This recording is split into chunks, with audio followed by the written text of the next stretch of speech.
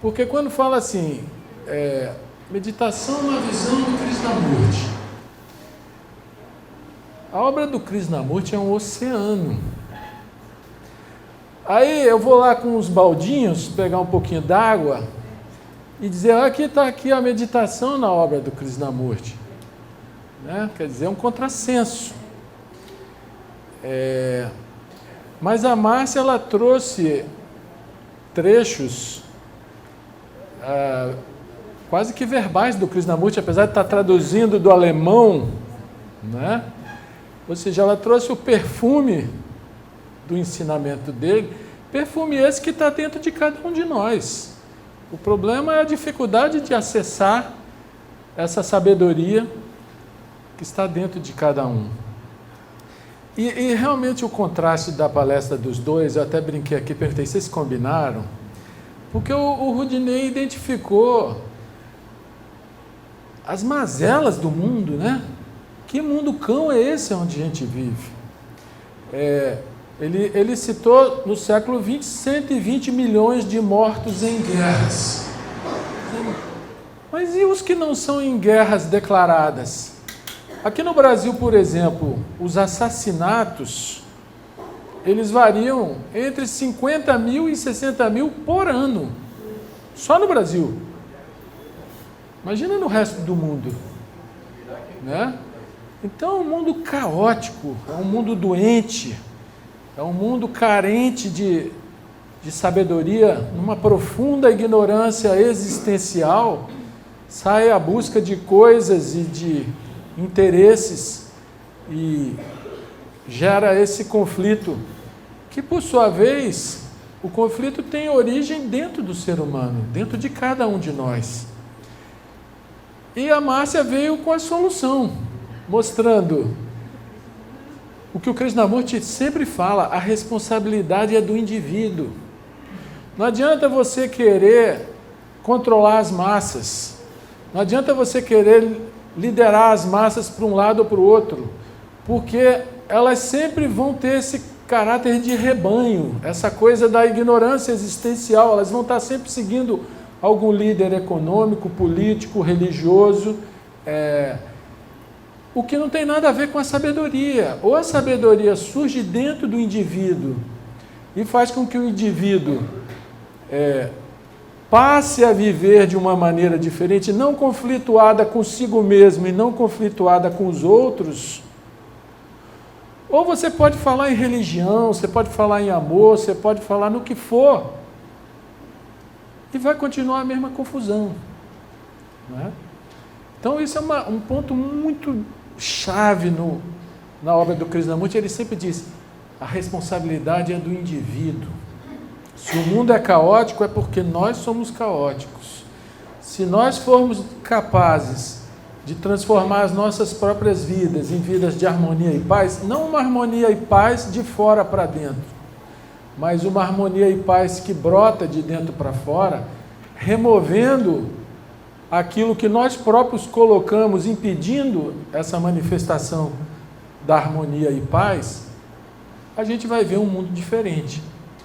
E é interessante que o mundo não existe sem que nós o percebamos.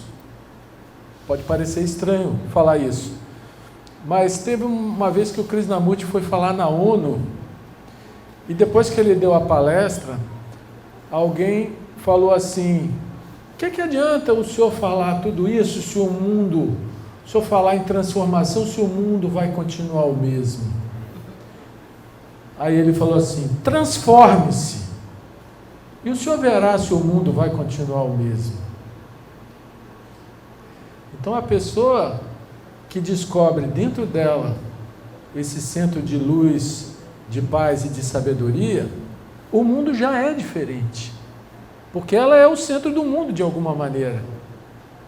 Não é? Eu não preciso dizer que isso tem tudo a ver com teosofia, porque teosofia para mim é sabedoria. E sabedoria ou é uma coisa vivencial ou não é. Uma teoria, ela não é sabedoria, ela é palavras, intelecto.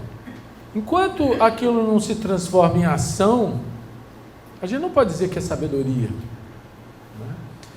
E para mim, aí é uma opinião pessoal,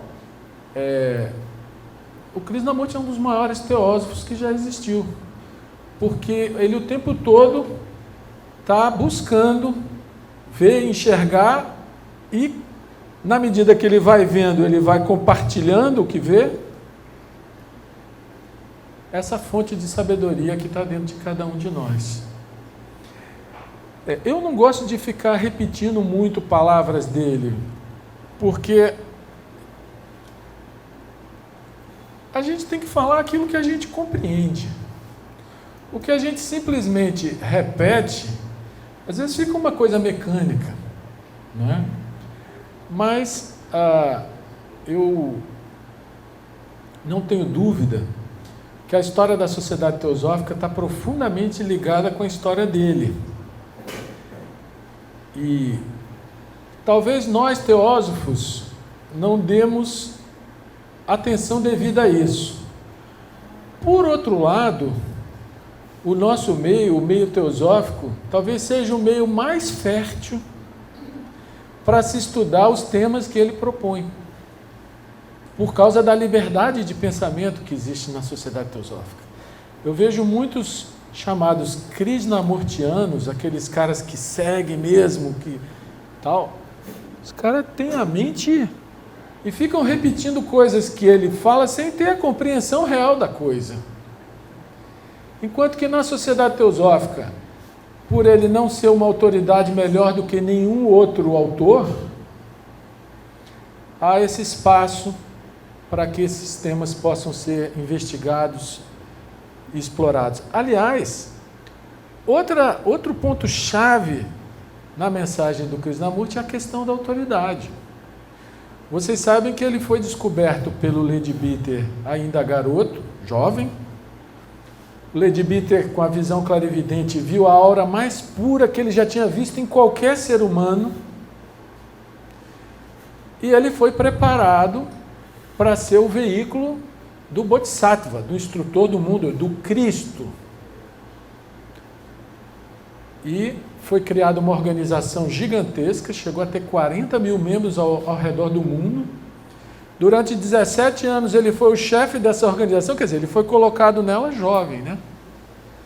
Mas na medida que ele amadureceu, ele viu que estava sendo criada toda uma crença em torno dele. E ele disse: o meu papel não é criar novas igrejas. O meu papel é ajudar o homem a ser livre de si mesmo, livre dos seus próprios condicionamentos. Então ele dissolveu a organização com mais de 40 mil membros, devolveu as propriedades, o que é uma prova de incorruptibilidade fantástica, porque tudo que os gurus querem é seguidores e propriedades, seguidores e propriedades. O sujeito vai, devolve as propriedades e dissolve a organização, dizendo: eu não quero seguidores. Aí ele disse: eu não quero ser o mestre, eu quero ser o companheiro. Ou seja, ele não quer que o ensinamento dele se imponha pela autoridade. Aí muita gente diz que ele renegou o papel de Messias, né? Que ele recusou esse papel. Ele recusou que o ensinamento fosse colocado, imposto pela autoridade. Mas ele nunca negou o papel dele. Inclusive, quando ele dissolveu a tal ordem da estrela, ele disse assim: vocês perguntam se eu sou o Cristo que volta. E ele responde: nunca saberão, porque eu digo, eu tenho a água pura. Mas vocês não estão interessados na água, vocês estão interessados no vaso que a contém. Por isso que eu digo, não é o caso aqui de ficar endeusando o Krishnamurti. O Krishnamurti é só o vaso. A coisa que tem uma profundidade do tamanho do oceano é a obra. Mas como a gente vai fazer o uso dessa água pura, aí é cada um que tem que saber, se quiser, ir lá beber na fonte, né? E fazer as suas próprias descobertas. Feito esse pequeno preâmbulo, eu vou falar um pouquinho sobre o tema da meditação e no final eu vou trazer um presentinho para vocês.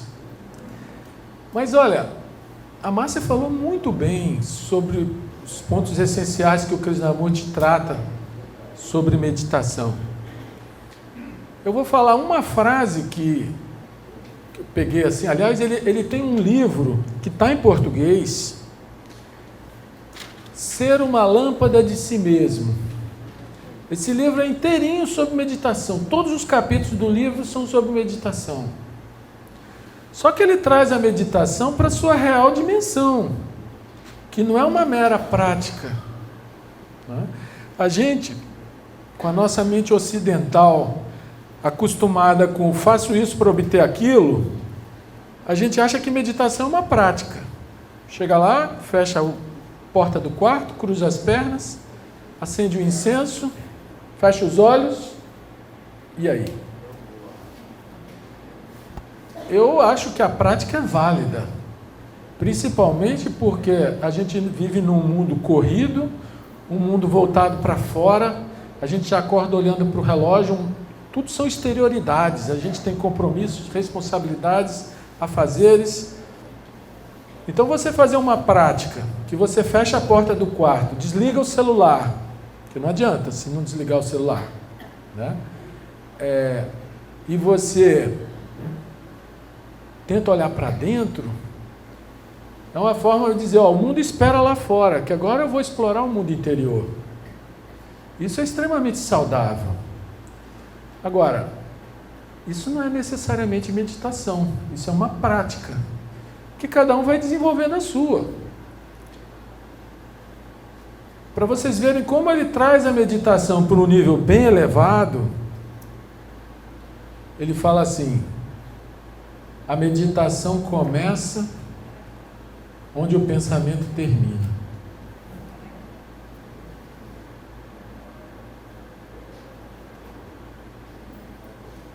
A meditação começa onde o pensamento termina.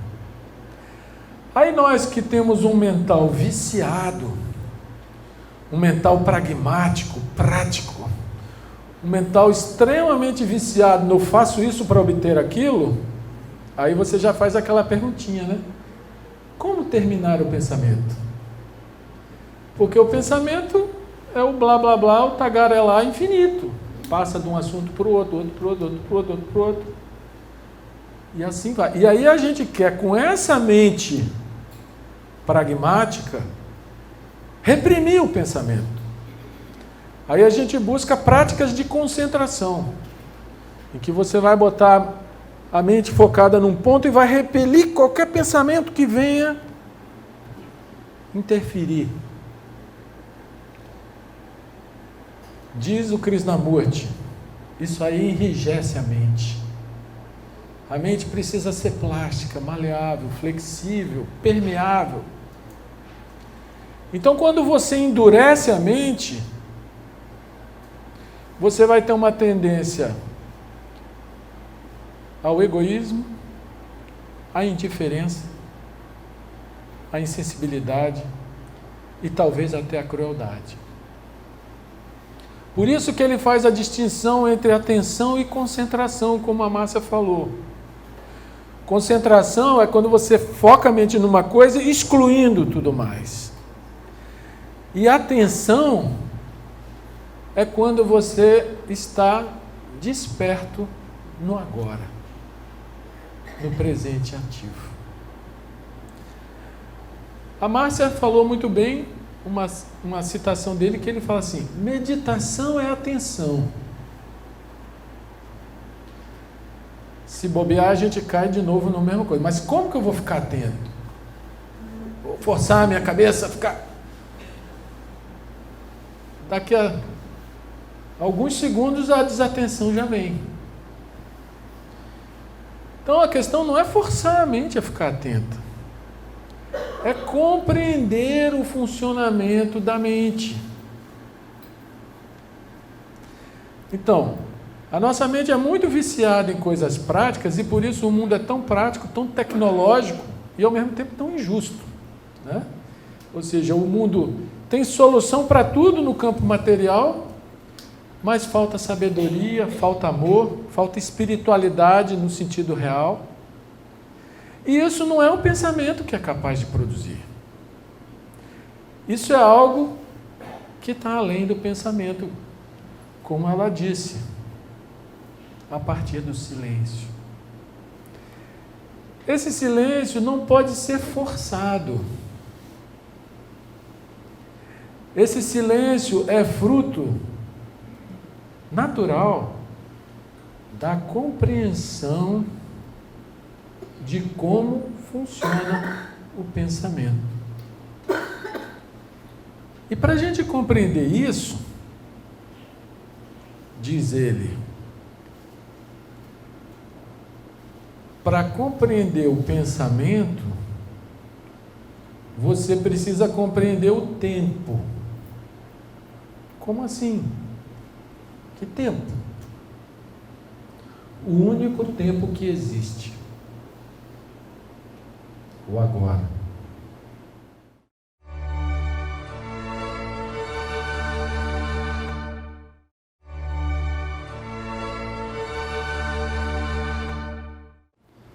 Porque a nossa mente, que é um computador fantástico,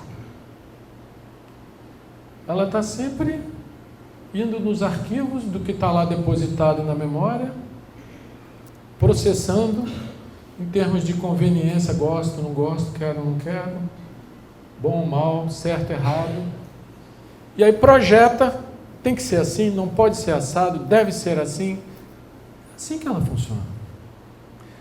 Então, a nossa mente é um equipamento, ela é um computador com hardware e software que nós não conhecemos e que nos escraviza. A gente só vai poder desbravar o território da verdade, encontrar essa dimensão da paz, da harmonia, da sabedoria e do amor que está dentro de nós, se nós compreendermos o equipamento que temos. E o equipamento nosso, ele é viciado no ontem e no amanhã. Ele está sempre fora do agora, ou ele está no agora dividido. Parte está aqui agora.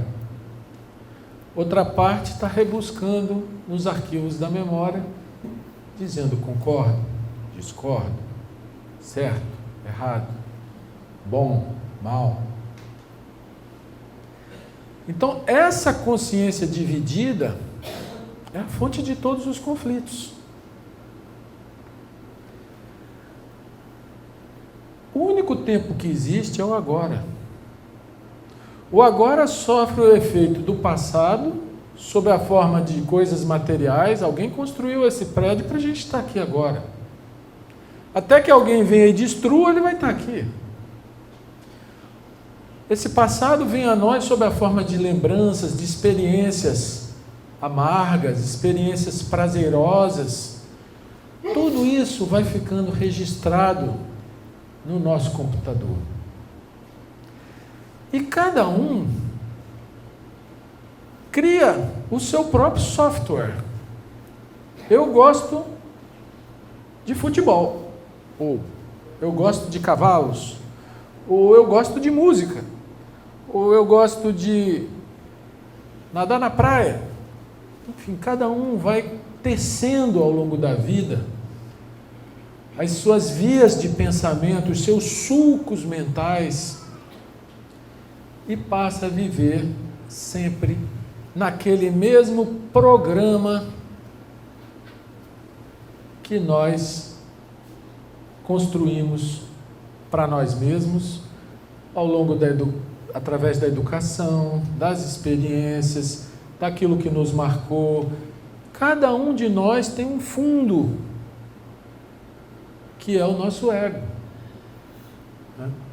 Então, o pensamento ele está sempre nutrindo esse ego, essa autoimagem de si mesmo, e está sempre nos roubando do agora. Quando Krishnamurti diz que meditação é atenção, e quando ele diz que a meditação começa onde o pensamento termina, ele está descrevendo o funcionamento da nossa mente. Quando nós estamos inteiros no agora, com atenção completa, nada mais importa. A gente toca a dimensão do sagrado. Mas logo a mente começa com o seu tagarelar e a gente cai de volta no nosso vaso, que é o nosso ego.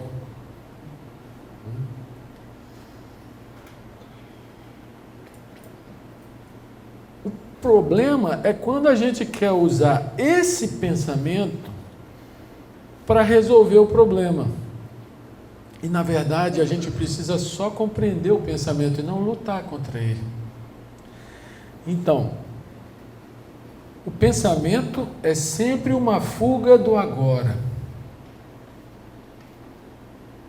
Mas toda vez que eu o percebo viajando, eu já estou no agora. Então eu não preciso reprimi-lo. Eu preciso estar consciente dele. Quando você está distraído, está consciente da distração, você está no agora. Mas quando você está distraído inconscientemente, você está viajando fora do agora. Então, esse tocar a dimensão do sagrado, esse abrir-se para a fonte de toda a energia, de toda a criação,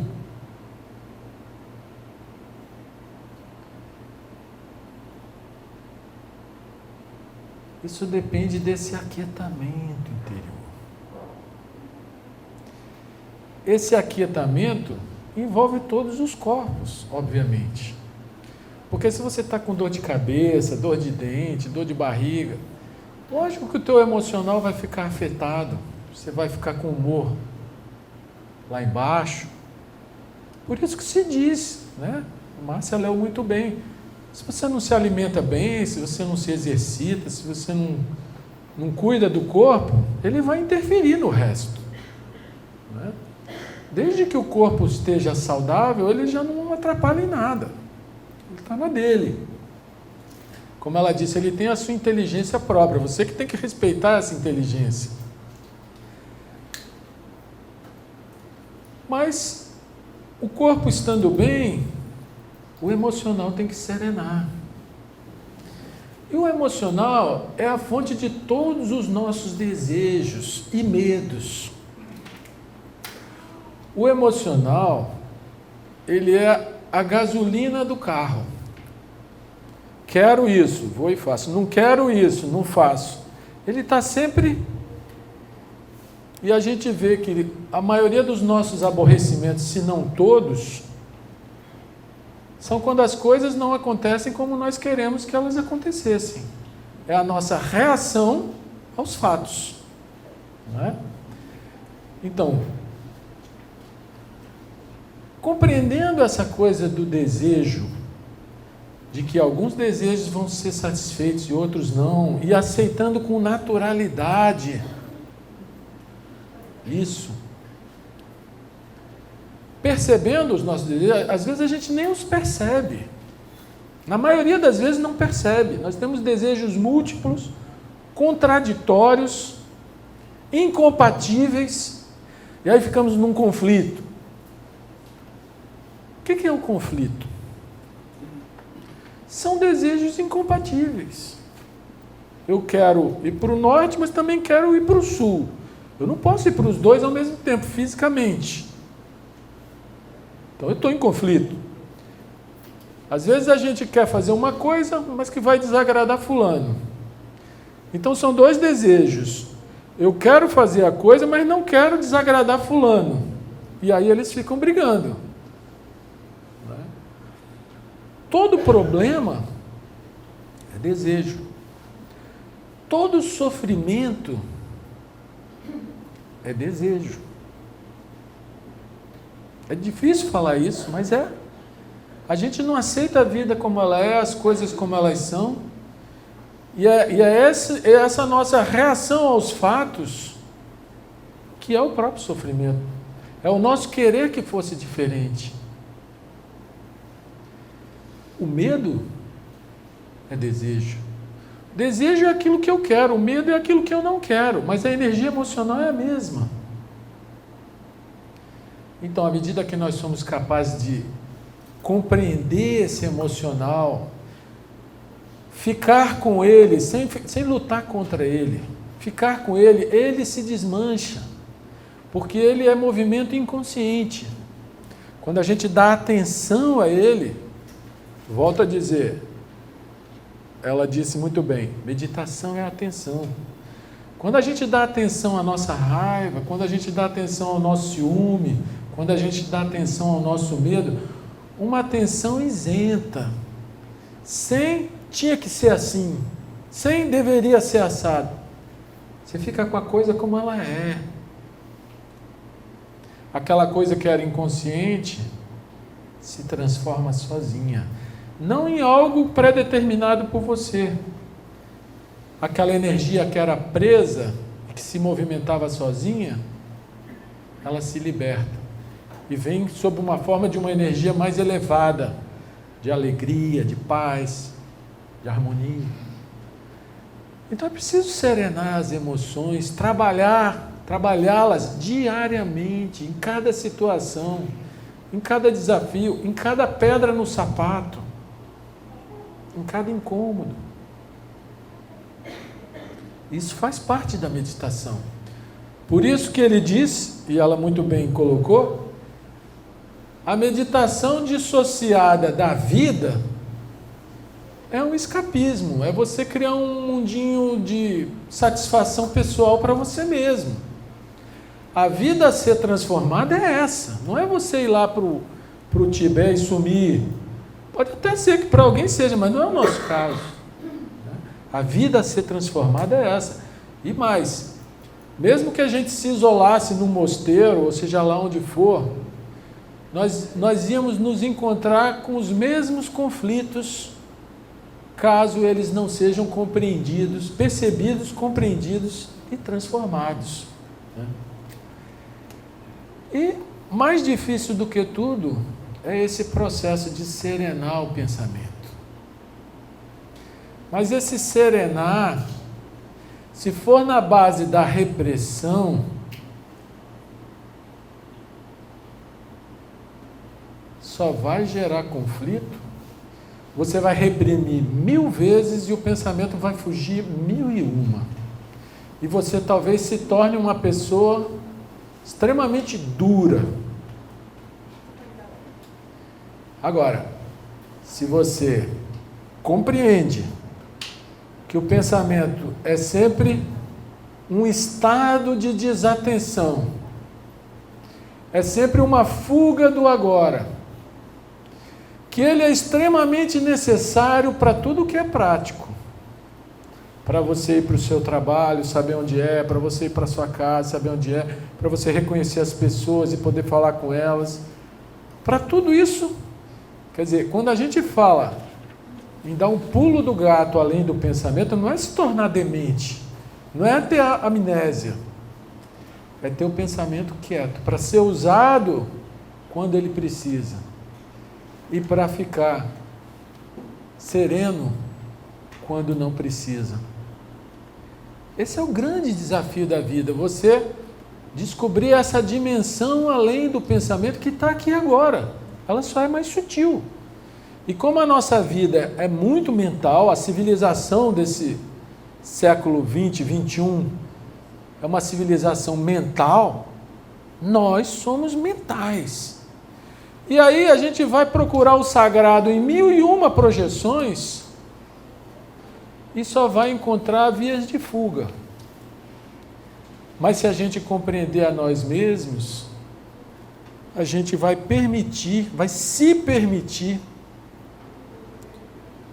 largar, morrer, pelo menos por alguns instantes, aquelas coisas que o pensamento está tão apegado, tão... É como se entre o eterno, que é essa dimensão da criação, e o físico, tem um software e tem um hardware que interliga um ao outro. E entre um outro tem um monte de plugs ali, ó. O computador tem aqueles plugs que você encaixa um aqui, outro ali, né?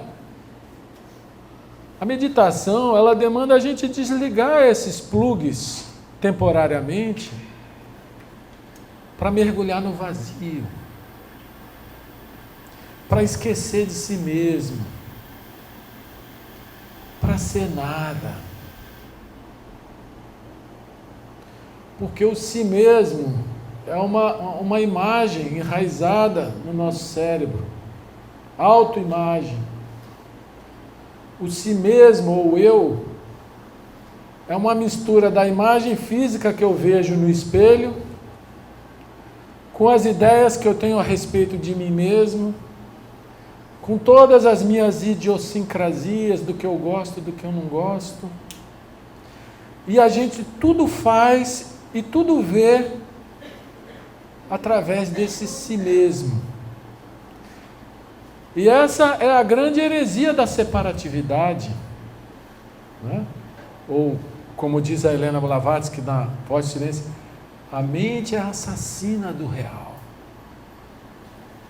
Porque a gente vê tudo através dessa autoimagem que é o si mesmo, ou também chamado de ego psicológico.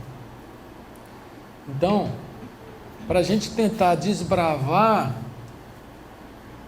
a região do eterno, a região do sagrado, a região da criação, a região do amor, da paz e da harmonia, que está aqui agora dentro de nós, a gente precisa compreender o equipamento que temos e não sermos escravos dele.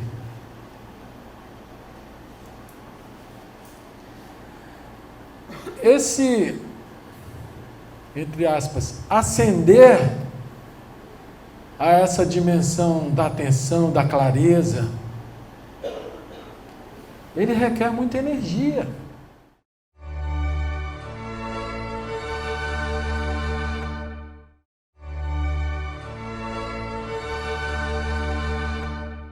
E como a Márcia bem colocou, a gente dissipa a nossa energia falando demais, com conflito, com desejos não percebidos, com ânsias e medos de toda ordem. Nossa energia é toda consumida num território que a gente não percebe, que está dentro da gente.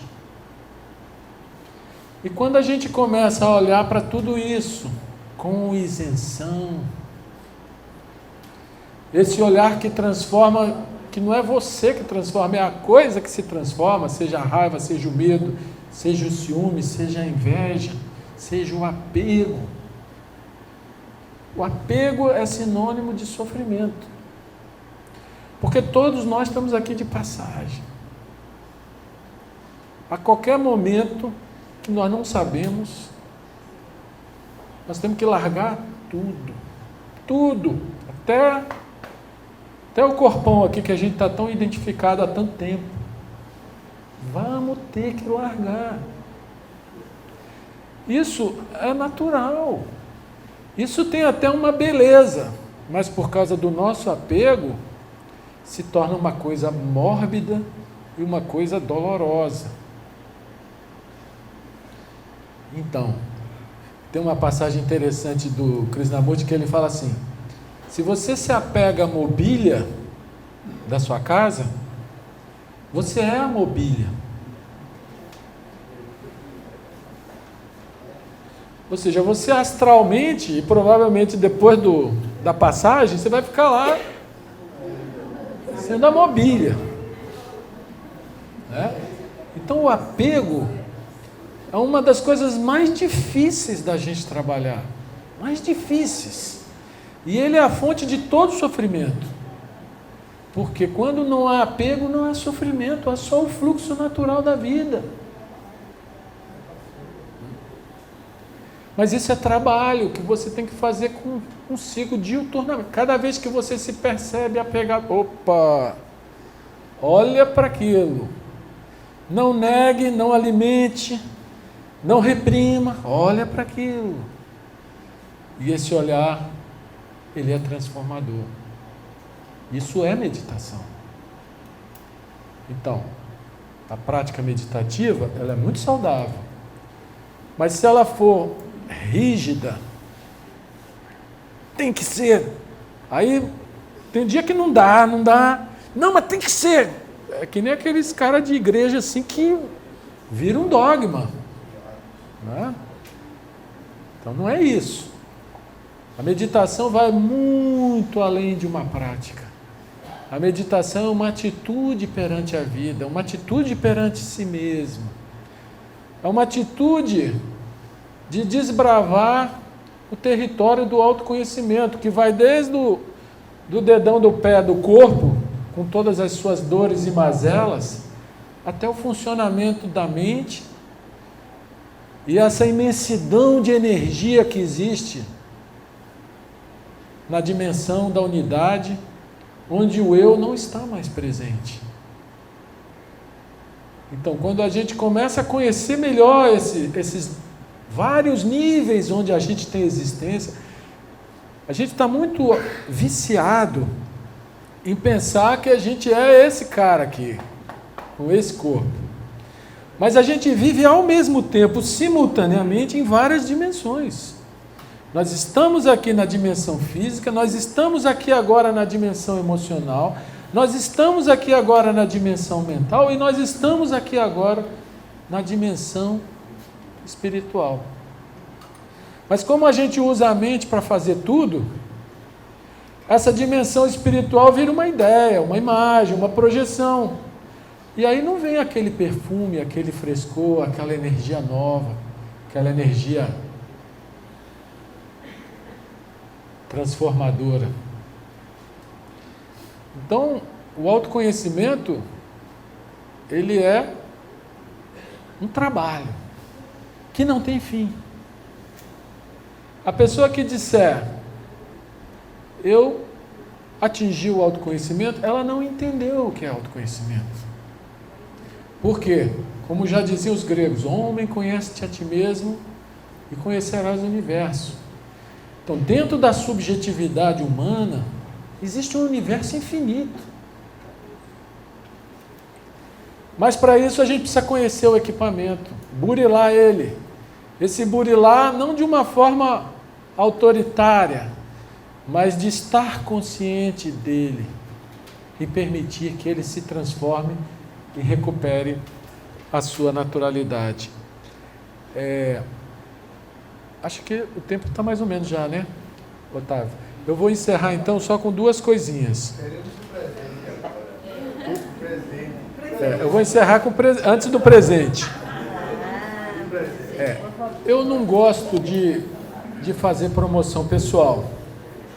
Nesse ponto eu tento imitar o Krishnamurti, porque a última palestra que ele deu antes de morrer, que foi no dia 4 de janeiro de 1986, lá na Índia, lá em Chennai, antes era Madras, ele falou assim: eu abomino o culto à personalidade.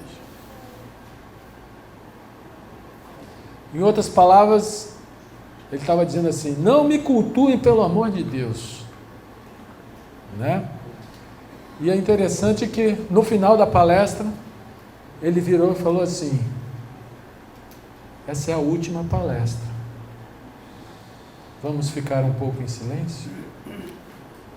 E foi a última palestra da vida dele, né? Mas eu escrevi esse livrinho que eu não costumo fazer propaganda, Autoconhecimento. É um livrinho pequeno que eu confesso que muita coisa que está nele eu estou aprendendo junto com o Krishnamurti. Inclusive o último capítulo do livro é dedicado a um amigo que eu não conheci pessoalmente. Eu nunca conheci o Krishnamurti pessoalmente, ao contrário do Edu, que teve a felicidade de participar de reuniões com ele, assistir na Índia, na Inglaterra e tal. O meu karma não me permitiu isso. Mas eu compreendo que a tentativa dele não é de despejar um monte de conceito em cima da gente. A tentativa dele é de ir descrevendo coisas que a gente possa olhar por nós mesmos. Então, eu digo, não vale a pena ler demais, tem que ler pouco, mas volta se não entendeu, volta de novo, digerindo, tentando realmente entrar, observar junto com ele. Porque existe uma diferença muito grande entre você doutrinar alguém e você observar junto com a pessoa. Então, quando você está descrevendo uma coisa e todo mundo é capaz de ver essa coisa, nós estamos observando junto. Você não precisa convencer ninguém de nada, né? Então, nesse livro, eu trato de algum desses temas que eu passei a olhar junto com ele de uma forma a mais simples possível. Porque tem pessoas que entram na obra dele e porque ele desconcerta muito, ele tira o chão das pessoas. E aí as pessoas rejeitam. Outras pessoas não conseguem beber nessa fonte, porque ele parece... Eu me lembro quando eu tinha 15 anos que eu comecei a ler Krishnamurti por conta de uns livros do meu avô que foram aparecer no meu quarto. E as minhas primeiras leituras eu falei, esse cara está me xingando. Onde é que ele vai chegar? Porque ele fala do orgulho, ele fala do medo, ele fala da raiva. E a gente não admite que tem orgulho, que tem raiva, que tem medo, né? E porque eu me sentia assim, espetado por ele, aquilo me provocava de continuar, né? Então tem gente que não gosta da leitura dele, porque ele mexe, ele vai lá e aponta lados da gente que a gente não gosta de ver, tá certo? Então,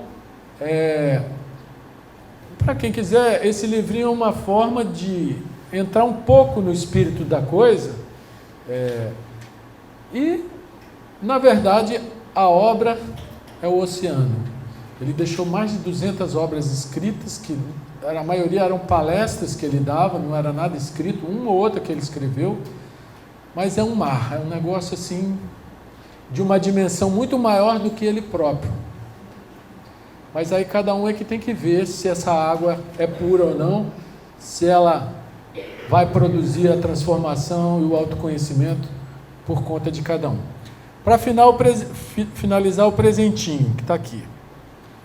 Todo mundo diz que o Krishnamurti abandonou a Sociedade Teosófica. Essa não é a verdade. Até uma vez, alguém chegou para ele e falou assim, porque o senhor abandonou a Sociedade Teosófica. Ele falou, alto lá, eles é que não me quiseram lá. Realmente teve um episódio em que... Porque quando ele fechou essa Ordem da Estrela, que era uma organização paralela à Sociedade Teosófica, não era a própria sociedade, porque a sociedade, como ente com liberdade de pensamento, ela não podia ter um novo Cristo, porque senão ela estaria fechada para quem não acreditasse no tal novo Cristo. Então, Annie Besant sabiamente fez uma organização paralela. Só que essa organização paralela estava cheia de teósofos, né? A grande maioria era gente da Sociedade Teosófica. E quando ele dissolveu, criou um baque na Sociedade Teosófica. Mais de 10 mil pessoas no mundo deixaram a sociedade. Olha que hoje ela tem 23 mil membros no mundo. Naquela época tinha também uns 40 e poucos. Mais de 10 mil saíram. Então, por causa desse baque, algum mal entendido, o Krishnamurti tinha um quarto lá em Adyar, na sede internacional, onde ele cresceu lá naquele quarto, onde ele viveu. Depois ele saiu viajando o mundo. Mas sempre que ele voltava para Madras, que é a atual Chennai, ele ficava lá. E aí pegaram e juntaram as coisas dele, mandaram entregar e botaram um cadeado no quarto onde ele ficava. Então ele chegou lá, não tinha nada, foi embora. Né? Então, tem esse lado da história que pouco se comenta. A outra coisa é que dizem que ele nega os mestres. Inclusive, uma passagem que o professor P. Krishna contou, que ele convidou uma pessoa para trabalhar nas escolas dele. E a pessoa disse: eu não posso aceitar o seu convite, porque eu sou devoto dos mestres e o senhor nega os mestres. Aí o Krishnamurti respondeu: eu nunca neguei os mestres.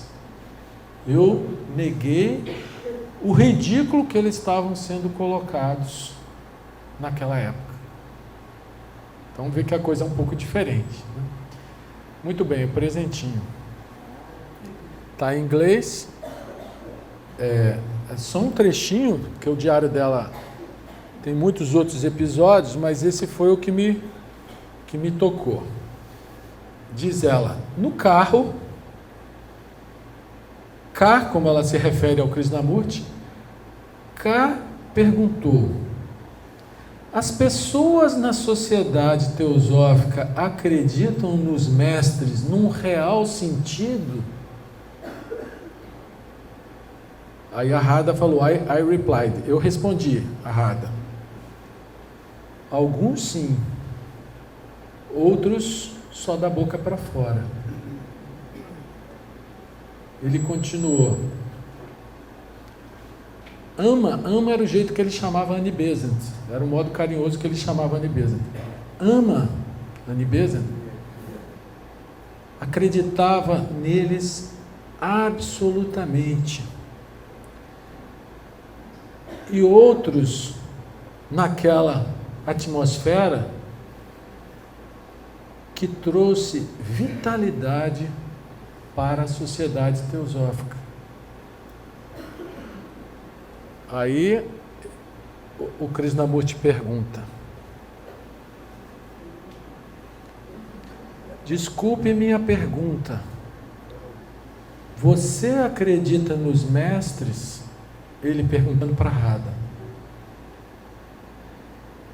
Eu não estou dizendo K.H ou outro, como tem sido dito, mas você tem o sentimento de que existe algo muito maior? A Radha respondeu: sim. E ele respondeu: está tudo certo.